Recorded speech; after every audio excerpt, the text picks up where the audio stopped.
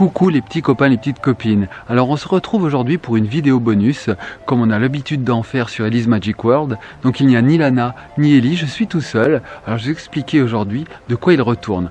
J'ai été contacté il y a quelques temps par quelqu'un qui m'a dit vouloir se débarrasser d'un vieil ordinateur. Alors comme vous le savez, je suis un petit peu un rétro gamer, un geek, et donc je collectionne les vieux ordinateurs. Donc je me suis dit, on va pas rater l'occasion, on va y aller. Donc les petits copains, ce que je vous propose, c'est de me suivre dans cette vidéo, sous forme de vlog d'ailleurs, pour aller chercher cette machine du passé, cette machine qui a au moins 30 ans.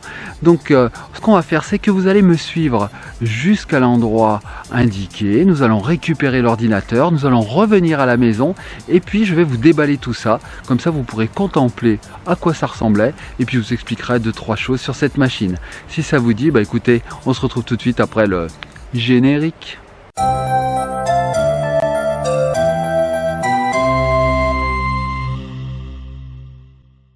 Oh oh.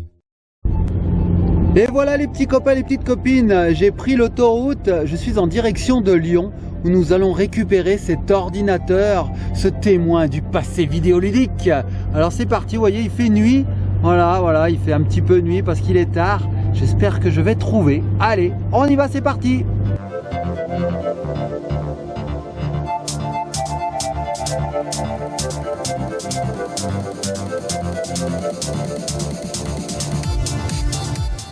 Et voilà les petits copains, les petites copines, la nuit vient de tomber sur mon trajet. J'avance toujours, il me reste encore une demi-heure de route à faire. On y croit, on y croit. Allez, on continue. Je continue à avancer petit à petit. Alors franchement, ce trajet, c'est du gâteau, hein. J'ai pas eu de soucis. Dans 13 km, j'arrive à Lyon. Autant dire que dans un quart d'heure, je suis arrivé à destination. Alors écoutez, petits copains et copines, on va rouler encore un petit quart d'heure et puis on se retrouve sur place avec l'ordinateur mystère. C'est parti!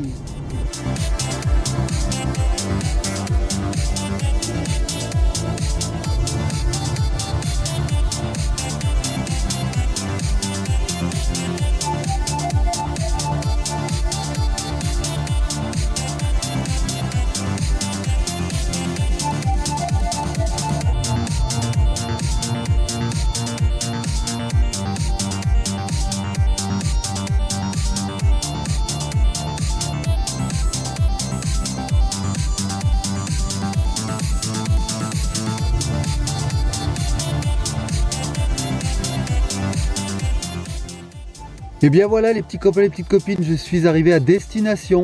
Voilà, la lune m'accompagne cette nuit. Allez, je vais récupérer la machine. A tout de suite. Voilà les petits copains, les petites copines, l'ordinateur est dans le carton, il est dans le coffre. Mais maintenant, il n'y a plus qu'à retourner à la maison. Allez, on reprend la route. Et voilà les petits copains, les petites copines, on fait le chemin inverse. Maintenant que l'ordinateur est dans le coffre, on retourne à la maison et on se retrouve sur place pour le regarder de plus près. Allez, c'est parti!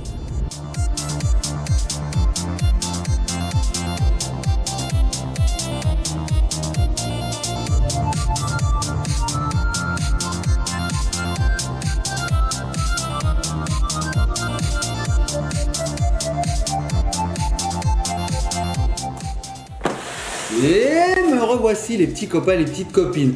Donc je suis rentré à la maison, ça y est, vous avez vu tout ce trajet pour aller chercher ce vieil ordinateur. Un vieil ordinateur que j'ai connu quand j'étais petit, puisque j'en avais un et je l'adorais. Alors vous avez vu le carton, il est imposant.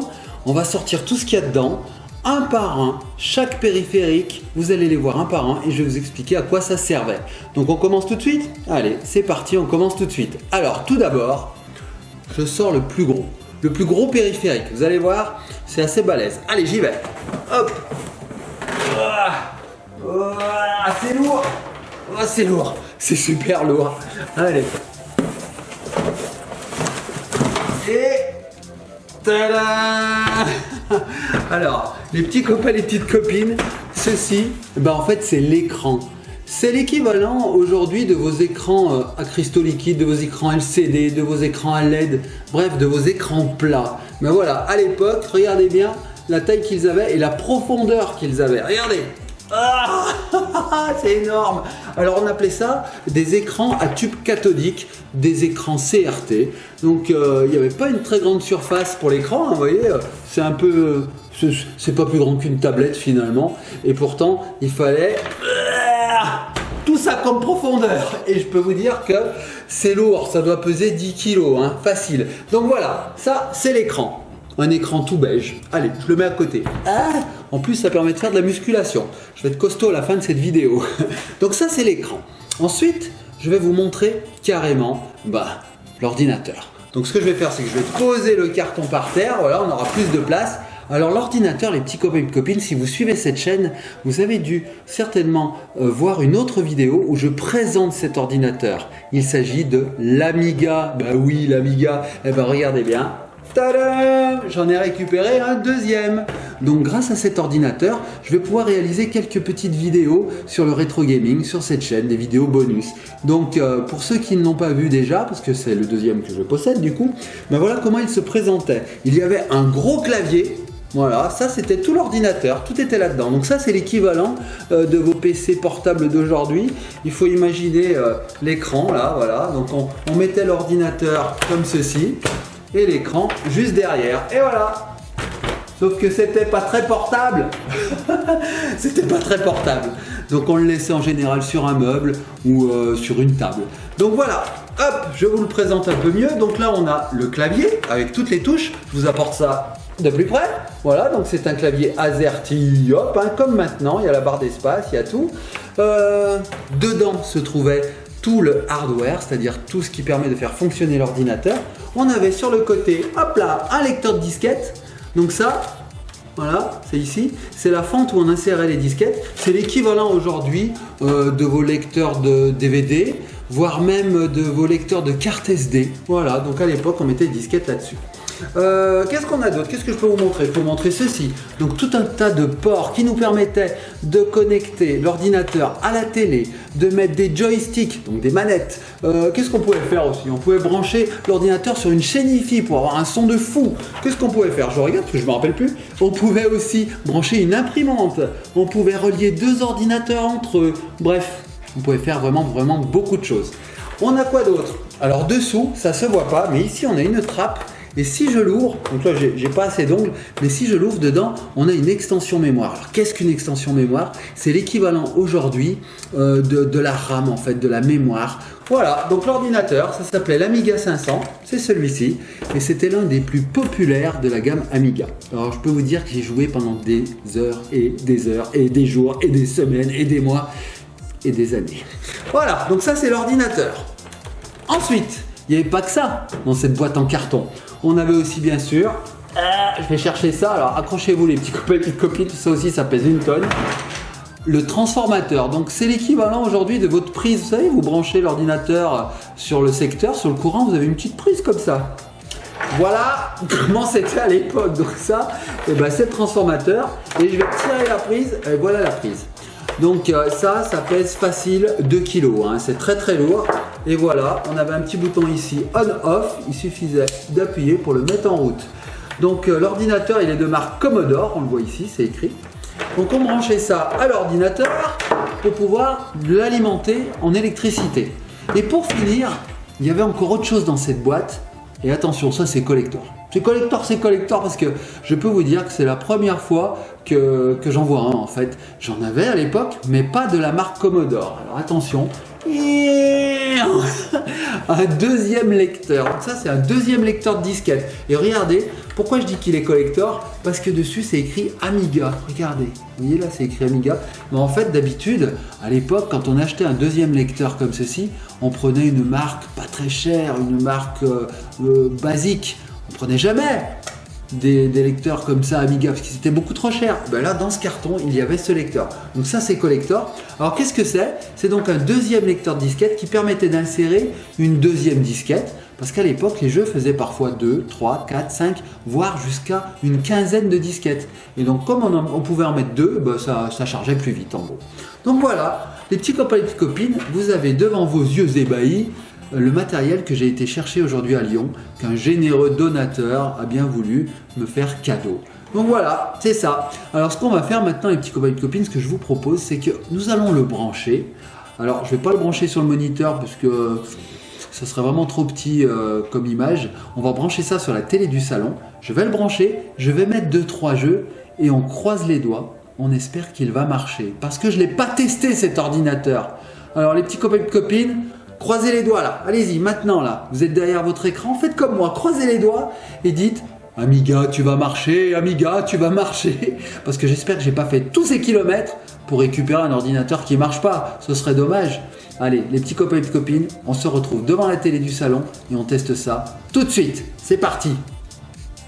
Et nous revoici les petits copains, les petites copines devant la télé du salon. Donc j'ai connecté tous les câbles, l'ordinateur est prêt à fonctionner. Regardez bien, je vous montre. Donc ici, vous avez l'ordinateur qui est branché à son alimentation, qui est branché à son deuxième lecteur de disquette. On a une souris, une manette, on est prêt à le faire fonctionner. Donc là, j'ai plus qu'à presser le bouton on et croiser les doigts, car je ne sais pas s'il va marcher. Je l'ai relié à la télé par un câble Péritel. C'est parti, j'appuie sur le bouton. J'appuie sur le bouton. Attention, 1, 2, 3, je ne vais pas regarder, ça sera la surprise pour moi. Dites-moi si vous voyez quelque chose, les petits copains et copines. Go! Est-ce que vous voyez quelque chose? Normalement, vous devriez voir une main qui tient une disquette et dessus c'est marqué 1.3, Workbench 1.3 si mes souvenirs sont bons. Dites-moi que vous voyez quelque chose, ça voudrait dire que l'ordinateur marche. Je me retourne.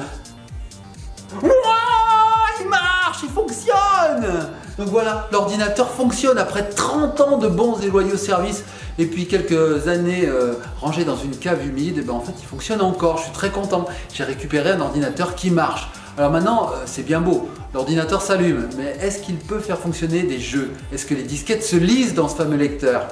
On va tester ça tout de suite. Alors ne vous inquiétez pas, j'ai des munitions. Tadam! J'ai un bon gros paquet de disquettes qu'on va pouvoir, alors bien sûr on va pas tester toutes ces disquettes parce que ça prendrait des heures et des heures, mais on va prendre un jeu au hasard, le premier, tiens pourquoi pas, Carlos. Carlos, ah Carlos le chanteur. Allez, on va essayer ce jeu, je pense pas que ce soit le meilleur de la machine, mais bon, on va l'essayer. Ça nous permettra de voir si le lecteur de disquette fonctionne. Allez, donc je repose les autres disquettes. Je vais donc insérer cette petite disquette. Alors je vous montre à quoi ça ressemble. Voilà, ça ressemble à ça. Et dedans, vous avez, hop, la disquette. Voilà. Donc je vais l'insérer dans le lecteur. Et puis pareil, je vais croiser les doigts en espérant que cela fonctionne. Donc vous allez voir les petits copains et copines en temps réel, le temps qu'il fallait pour charger un jeu. Rien à voir avec les jeux d'aujourd'hui où on appuie, ça fonctionne, hop, ça charge et tout. Là non, ça va être un petit peu long. On va le faire en temps réel, comme ça, vous allez voir un petit peu le temps qu'on attendait à l'époque avant de pouvoir jouer. En espérant que ça marche, bien sûr. Alors je mets la disquette, et là, ça va bouger ici, je ne regarde pas. Normalement, la LED va se mettre à clignoter, et j'espère qu'il va se passer quelque chose. Dites-moi qu'il y a quelque chose qui se passe. J'entends que ça bouge derrière, j'entends bzz, bzz, bzz.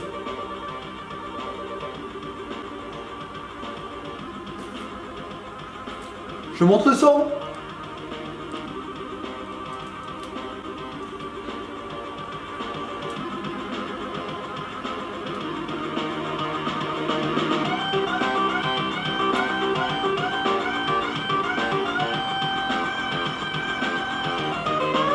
Ça fonctionne. Alors on va baisser.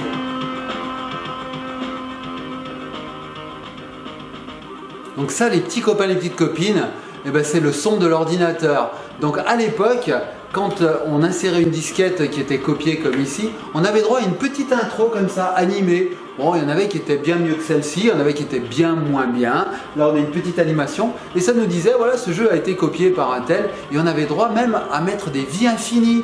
On avait droit de tricher. Voilà, donc c'était plus facile pour nous pour aller jusqu'à la fin du jeu. Donc là, si ça a chargé, là c'est qu'il fonctionne vraiment de bout en bout cet ordinateur. Donc là, je vais cliquer sur la souris. Et on va passer à la suite. Donc là, je pense que je vais avoir ce qu'on appelait un trainer, c'est-à-dire quelque chose qui va nous permettre de tricher dans le jeu. C'est pas sûr, on va voir, je sais pas. Peut-être que je m'avance un peu, hein. On va voir. Non, pas de trainer. En fait, on arrive directement sur le jeu. Donc là, on a Microids, c'était le nom de l'éditeur hein, qui a édité ce jeu à l'époque. Et donc, vous allez voir le temps de chargement. Là, on aimerait bien jouer en fait. Eh ben non. Là, ça devient noir. Donc là, on s'inquiète un peu. On se dit, est-ce que le jeu va vraiment se lancer? Enfin, regardons à quoi ça ressemble. Parce que moi, je vois rien là, les petits copains et copines. Ah, bah c'est Carlos, le chanteur. Le chanteur avec un perroquet. Ok, pourquoi pas. Donc là, c'est ce qu'on appelait l'image de présentation. La page de présentation, la page d'intro, on donnait plusieurs noms à cette illustration. Donc en général, les jeux, à l'époque, avaient une petite image comme ça pour faire patienter un petit peu pendant les chargements. Donc là, voilà, on a les noms de tous ceux qui ont participé à la création de ce jeu. Ben, nous, ce qu'on va faire, c'est qu'on va lancer le jeu. Donc je vais appuyer sur la barre d'espace. Et le jeu va continuer à se charger. Là, il nous demande un mot de passe. On va mettre Eli, tiens. Allez. Eli. Paf. Il nous dit OK. Hop. On appuie sur la barre d'espace et c'est parti. Donc là, le jeu va vraiment se charger parce que jusqu'à présent, il avait juste chargé la page de présentation et puis des petites musiques. Donc là, hop, une nouvelle petite image qui nous fait patienter pendant que le jeu se charge. Voilà, donc là, je l'entends. Le lecteur de disquette est en train de tourner. Donc là, vous allez voir, c'est un petit peu long. Et encore, les petits copains et copines, on ne va pas se plaindre parce que là, cet ordinateur, il a quand même un lecteur de disquette. À l'époque, certains ordinateurs comme les Amstrad, les ZX Spectrum, les Commodore 64 avaient des lecteurs de cassettes. Et donc là, il faut multiplier le temps de chargement par 10, 20. Voilà, le jeu est chargé. Alors je vous laisse contempler l'image. C'est très coloré. On a une petite musique. Je vais augmenter le son.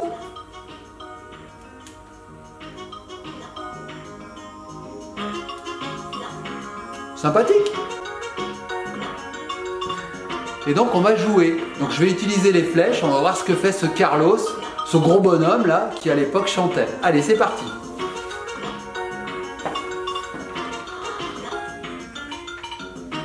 Donc il marche, il saute, il crache du feu.